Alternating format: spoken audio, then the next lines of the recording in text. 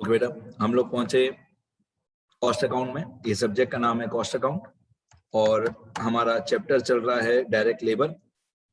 Cost account में direct labour, ये question 3 में बता रहा हूँ, बहुत छोटा ही क्वेश्चन है। इसमें Taylor's differential piece wage plan लगाया हुआ है, पूछा हुआ है क्वेश्चन 3 में। बहुत इजी और बहुत छोटा क्वेश्चन है। ये क्वेश्चन है, यहाँ पे लिखा standard task during a day is fixed at 15 units. यहां से हमारा आंसर, मैंने मेथड का नाम लिख के रखा है Taylor's differential piece wage plan.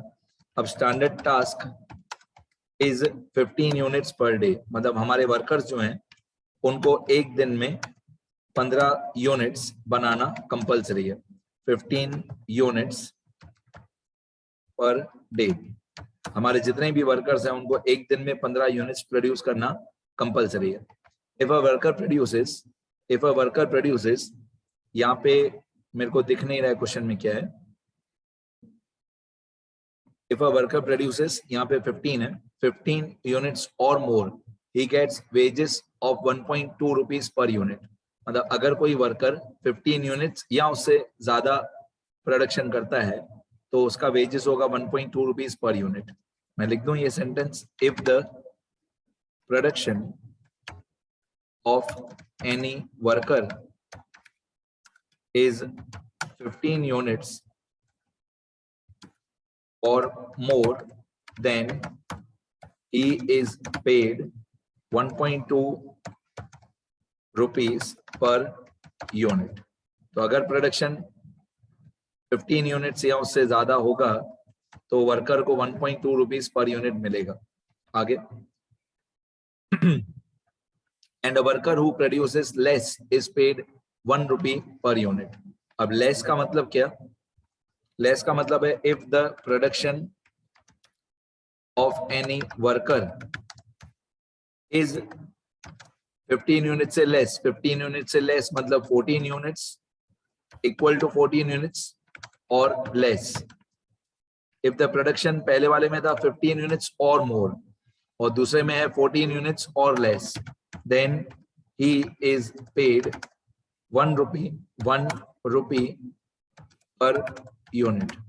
तो अगर प्रोडक्शन 15 यूनिट्स या उससे ज्यादा होगा तो वेजेस मिलेगा वर्कर को 1.2 रुपीज पर यूनिट, और प्रोडक्शन या तो 14 यूनिट्स हो या उससे कम हो तो वेजेस मिलेगा 1 रुपी पर यूनिट। आगे फिर लिखा हुआ है if A produces 20 units and B produces 14 units, A produces 20 units, ये पूरा क्वेश्चन ही लिख रहा हूं मैं। एक वर्कर ए है, उसने 20 यूनिट्स प्रोड्यूस किए।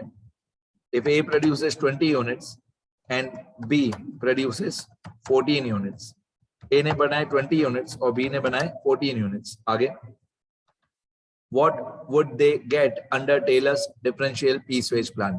तो बहुत इजी है। जो मिस्टर ए है, मिस्टर ए ने प्रोडक्शन किया 20 यूनिट्स का और मिस्टर बी ने प्रोडक्शन किया 14 यूनिट्स का। तो ए को सारे के सारे 20 यूनिट्स पे मल्टीप्लाई बाय 1.2 रुपीज मिलेगा, क्योंकि ए का जो प्रोडक्शन है 20 यूनिट्स, ये मोर देन स्टैंडर्ड है, ये मोर देन स्टैंडर्ड प्रोडक्शन है, क्योंकि स्टैंडर्ड प्रोडक्शन था हमारा 15 यूनिट्स और ए ने बनाए 20 यूनिट्स। तो ए को सारे के सारे 20 यूनिट्स पे बड़ा वेज रेट मिलेगा 1.2, और बी ने बनाए 14 यूनिट्स। बी ने कितने बनाए? 14 यूनिट्स, क्वेश्चन में लिखा हुआ है, ये रहा 14 यूनिट्स। बी ने बनाए 14 यूनिट्स, तो बी का जो प्रोडक्शन है वो लेस देन स्टैंडर्ड है, तो इसको सारे के सारे यूनिट्स पे 14 यूनिट्स पे रेट मिलेगा 1 रुपी पर यूनिट।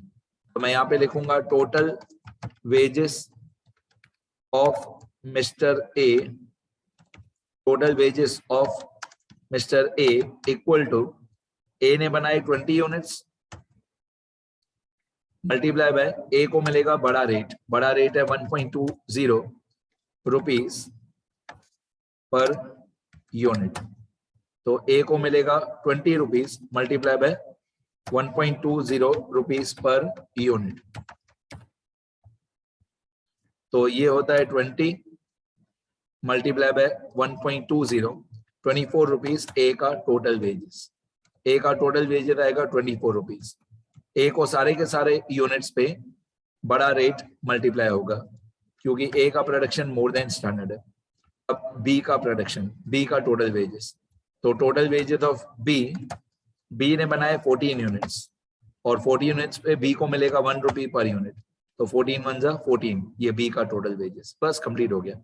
ठीक है, ये वही थियरी वाले पेजेस लिखे हुए, ये सब मैंने थियरी में बताया था कि अगर प्रोडक्शन मोर देन स्टैंडर्ड या इक्वल टू स्टैंडर्ड होता है तो सारे के सारे प्रोडक्शन में हायर वेज रेट मल्टीप्लाई होता है, और अगर प्रोडक्शन लेस देन स्टैंडर्ड होता है तो सारे के सारे प्रोडक्शन में लोअर वेज रेट मल्टीप्लाई होता है। ये थियरी वाले पेज थे, ये थियरी में मैं पहले से लिखा चुका हूँ, फिर भी अगर आपको लिखना हो तो ये टेलर्स मेथड के रूल्स हैं, Taylor's differential piece wage plan के ये रूल्स हैं, ये हमारे थियरी वाले पेजेस में लिखे हुए, नहीं लिखे हुए तो एक बार फिर से लिख लेना, लिखे हुए हो तो बस दूसरी बार नहीं लिखना।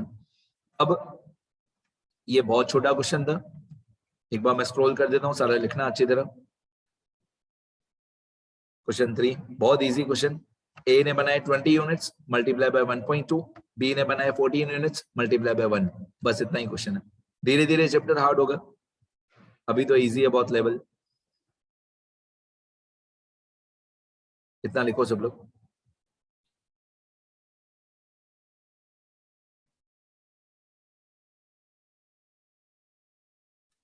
ठीक है, ये टेलर्स मेथड के रूल्स हैं, मैं एक बार ये हेडिंग यहाँ पे फिर से कॉपी कर देता हूँ, ये टेलर्स मेथड के रूल्स हैं। ठीक है, अभी लिखो अच्छी तरह, शुरू करो बेटा, लिखते रहो।